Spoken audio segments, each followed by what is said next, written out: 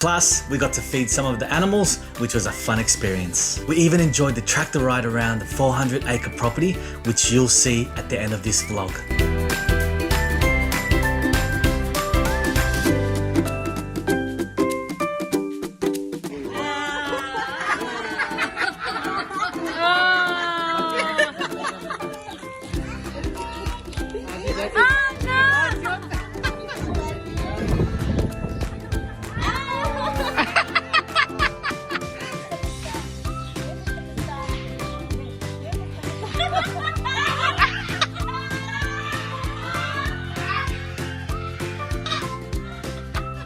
Wow!